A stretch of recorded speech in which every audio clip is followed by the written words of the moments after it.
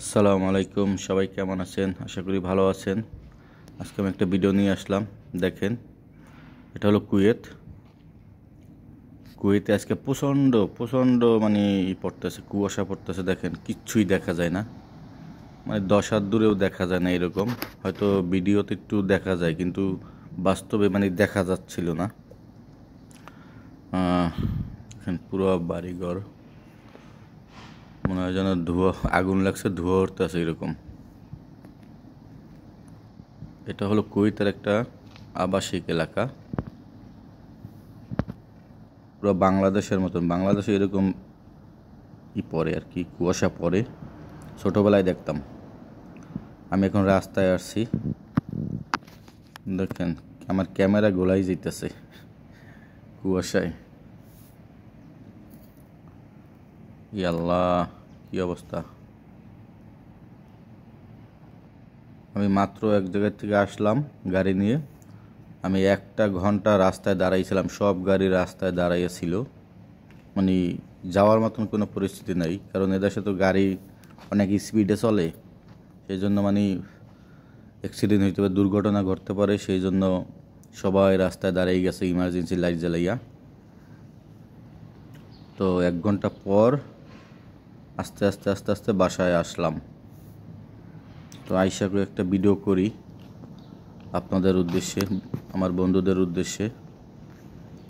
এই হলো কুয়েতের অবস্থা। এই যে দেখেন, আমি এখন রাস্তায় আছি আমাদের বাসার সামনে।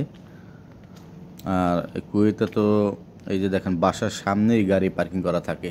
আমাদের বাংলাদেশে এমন গাড়ি পার্কিং করে বাসায় যাইবেন, উপরে যাইবেন, নিচে আইসা দেখবেন গ্লাস নাই, গাড়ির লুকিং গ্লাস চুরি হয়ে যায়। কিন্তু এদেশে ওই চোর নাই আর কি, এদেশে কোনো চোর নাই। এদেশে গাড়ি এই যে দেখেন, সব গাড়ি রাস্তায়, মানে বাসার সামনে থাকে পার্ক করা। মানে কেউ কিচ্ছু ধরে না, মানে কেউ ধরবে কি? এদেশের মানুষ তো চোর না। আর দ্বিতীয় কথা, আমরা যারা প্রবাসে থাকি, প্রবাসে আসছি যারা,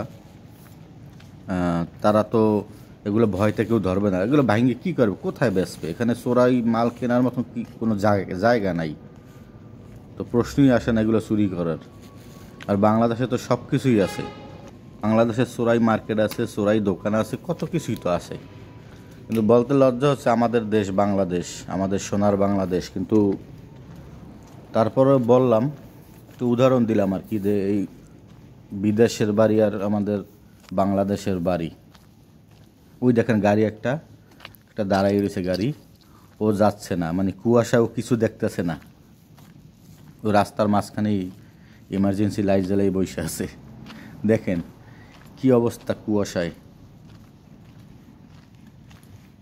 আমি প্রথম দেখলাম, এই আমার কুয়েতের বয়স 6 বছর চলে। এই 6 বছরের ভিতরে আমি এই আজকেই প্রথম দেখলাম এরকম কুয়াশা পড়তেছে। দেখেন লাইটগুলোর আলোগুলোও ঠিকমতো রাস্তায় পড়তেছে না। ওই যে গাড়িটি এখন যাইতেছে ইমার্জেন্সি লাইট জ্বালাইয়া। ওই যে দেখেন, ওদিকে কিচ্ছু দেখা যায় না। কি আল্লাহ!